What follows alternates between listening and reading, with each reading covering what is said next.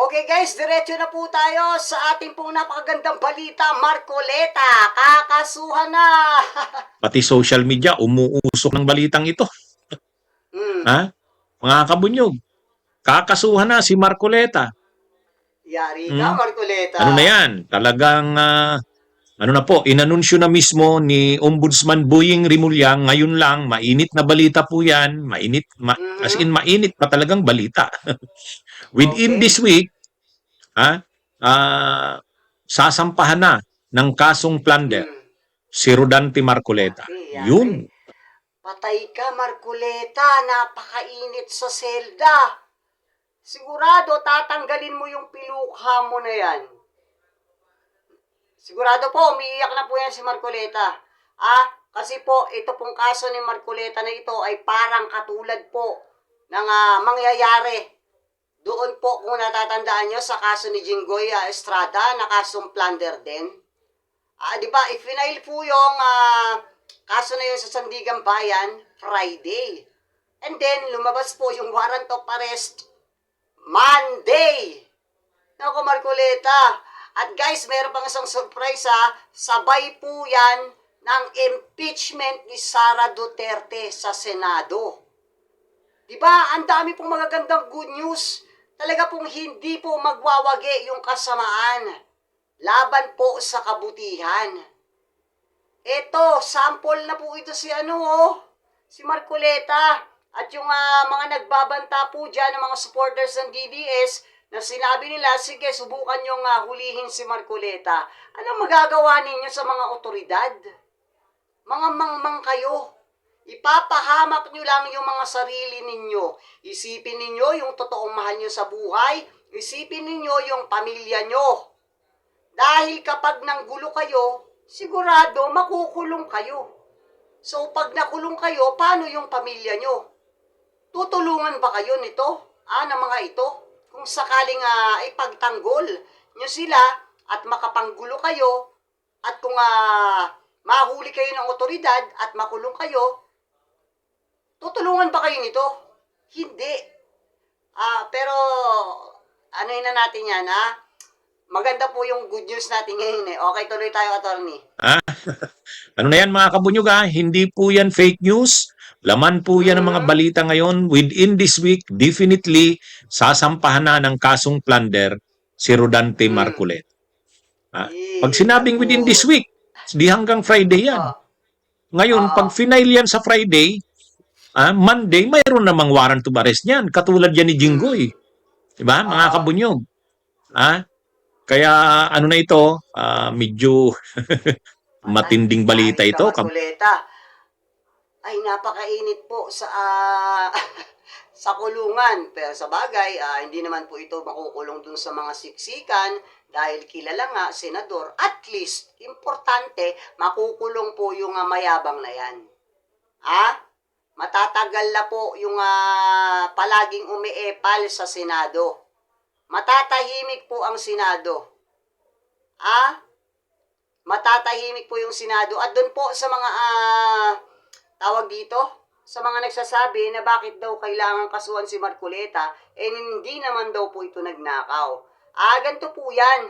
Kaya po may kasong plunder si Marcoleta dahil tumanggap po siya ng donasyon. Mula po sa mga private individuals, nangunguna na po dyan si Defensor. 75 million worth po yung pera na yan. At that time po, hindi niya po yan nilagay sa kanyang sose. At that time pa rin po, isa po siyang congressman na bawal po. Hindi po yan bawal kung nilagay niya sa sose niya. Pero hindi niya po nilagay. Maliwanag po tayo Hindi po nakasuhan si Marcoleta dahil nagnakaw po siya ng lantaran. Nakasuhan po si Marcoleta dahil yung donasyon na pera nga ibinigay sa kanya or i-donate sa kanya nung congressman pa siya ay hindi niya po nilagay sa kanyang sose. Bunyog Constancio Tunggo, Maliwanag. Kabunyog Homer Miguel, at Cesar Abad.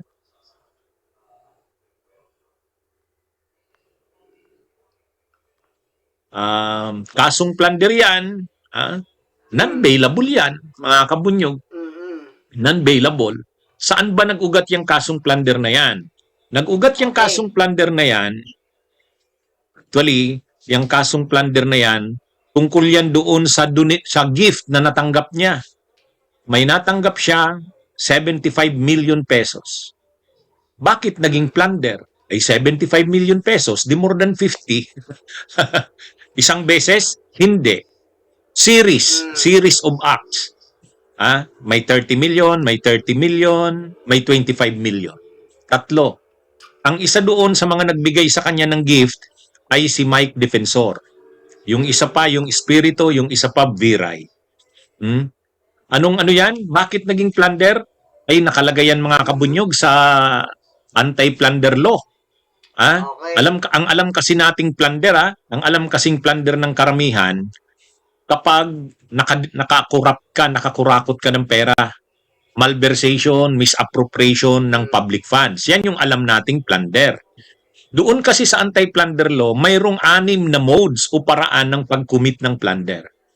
Ang isa doon, yung malversation ng pundo ng gobyerno, ng pundong publiko. Yun yung alam natin, public funds, minalverse. Pero yung second mode, yung pag-receive directly or indirectly ng gift, kickbacks, commissions, o kung anuman from private Okay. person or entity na may kontrata sa gobyerno. O kung wala mang kontrata sa gobyerno, tumanggap ka ng gift directly or indirectly by reason of your office. O dito pumapasok si Marcoleta ngayon. Tumanggap siya ng 75 million, Yan gift yung yun sinasabi natin, na natanggap niya by reason of his office. Nang tinanggap niya kasi yun, kongresista siya ng Sagip Party List.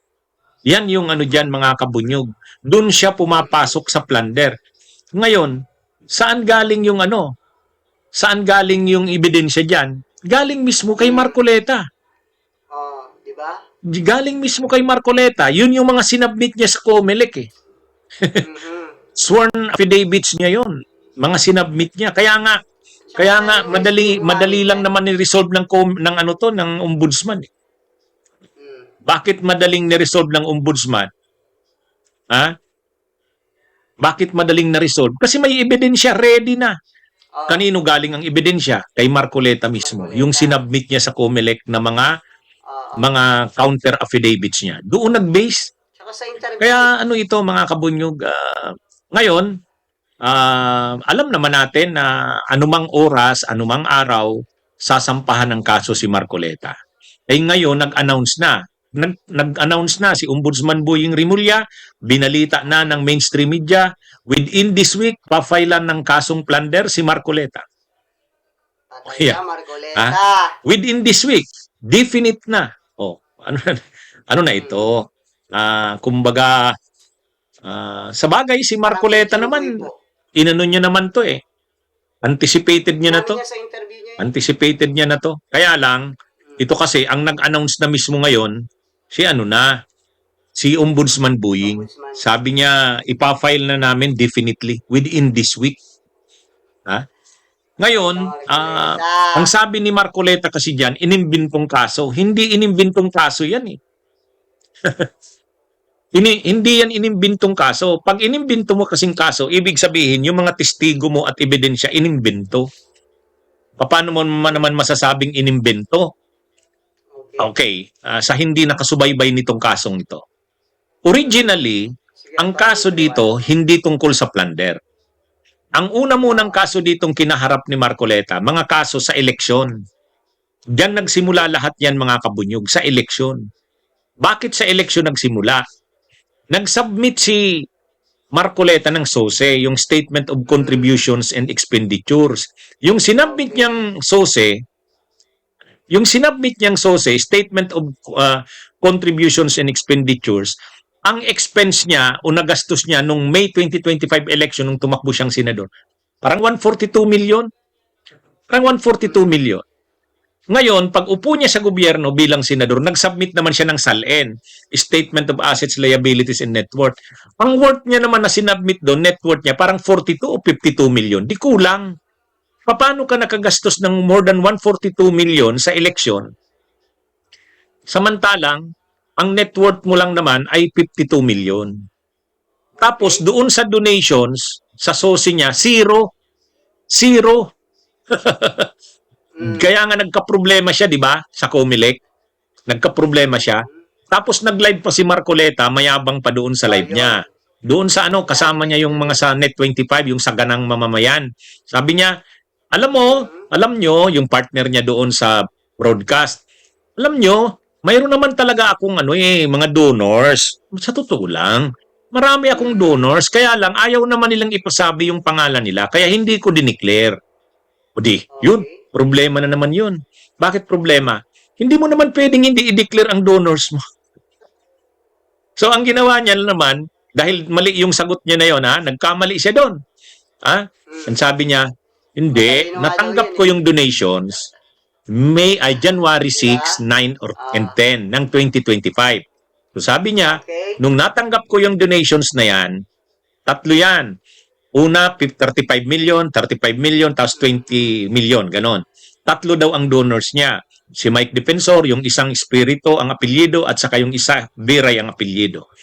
Natanggap niya yon. Pero natanggap niya daw yon January 2025. Ang January 2025 niya, hindi pa naman campaign period yan. So, in-apply nila yung Piñera Doctrine. Mayroon kasi kaming tinatawag na Piñera Doctrine sa election law. Ang Piñera Doctrine, kapag hindi pa campaign period, hindi ka pa kandidato. Ang campaign period ng senador nitong May 2025, February 8 yata yun eh. So, yun ang argumento ni Marcoleta. Nakatanggap siya ng gift, donation galing kila Biray, Espiritu at Defensors, totaling to 75 million. Yun ang ginamit niya sa eleksyon. Pero nung natanggap niya yon, hindi pa naman siya kandidato. Applying Piñera Doctrine. Kasi January niya natanggap eh. So lusot siya. Doon siya nakalusot sa Comelec. Kaya dinismiss ng Comelec yung kaso niya. Di ba tuwang-tuwa siya noon? Kasi sabi ng Comelec, hindi naman siya pa kandidato nung natanggap niya yon. Ang problema ngayon ito, okay, tinanggap mo yung donation, hindi ka pa kandidato. Pero congressman ka ng Sagip Party List. Kasi hindi naman siya nag-resign. Hindi naman siya nag-resign sa pagiging congressman ng Sagip Party List. Ay mayroon tayong Anti-Graft and Corrupt Practices Act.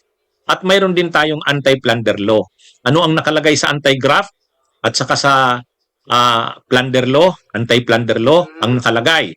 Pag public officer ka, bawal kang tumanggap ng any gift. Gift. Okay. By reason of your office. Directly or indirectly pagkakatanggap mo niyan. Sa Anti-Graft and Corrupt Practices Act, kapag yung pagkakatanggap mo ng gift ay walang kapalit, indirect bribery yun. Pag may kapalit, direct bribery. Kaya siya kasuhan ng indirect bribery. Paano naman napasok sa plunder? Sa plunder law, kapag nag-receive ka ng gift, directly or indirectly, from any person or any entity, by reason of your office, plunder yun. At dahil series of acts yan, series of acts, ilang ano yun? 20 million, 35 million, 35 million. Saan galing yung ebidensya doon? Galing din sa kanya kay Marcoleta, doon sa sinubmit niya sa Comelec. Kaya paano mo masasabing inimbento? Paano mo masasabing inimbento? Kanya rin yung mga sinubmit na yun eh. Alam nyo, pareho ito kay Ejercito. Si Governor Ejercito ng Ayan guys, napakaganda pong balita niyan. Para po doon sa mga buwisit na buwisit po sa matandang ito. Kasi nga po, napakayabang po nito eh. Tapos mapanglait pa po. Di ba? Yung karma po, bumalik agad sa kanya. At totoo po yung sinasabi ni attorney na hindi po gawa-gawa yung kasong ito. Doon po sa mga malilinaw yung isip. Doon po sa mga DDS, wala na po tayong magagawa dyan. Talagang hindi na po natin mamumulat yung kanilang mga mata. Basta Duterte pa rin sila, wala na po tayong magagawa dyan. Pero ito po ay napaka-good news po nito. Grabe po, napakaganda po nitong balita na ito. Ayan, abangan po natin yan guys. This week. This week po, sasampahan na po si Marcoleta ng kasong plunder sa Sandigang Bayan. At isang araw lang po, lalabas na rin po agad yung warrant of arrest niyan once na ma-file na po yan sa Sandigang Bayan. At this week po yan guys ha, si Boying Rimulya po yung nag-announce niya sa kanyang press con. Ayan guys, pakilagay po yung inyong mga komento dyan sa baba para po mabasa natin. Maraming salamat po. June Pinas para sa Pilipinas at para po sa Pilipino.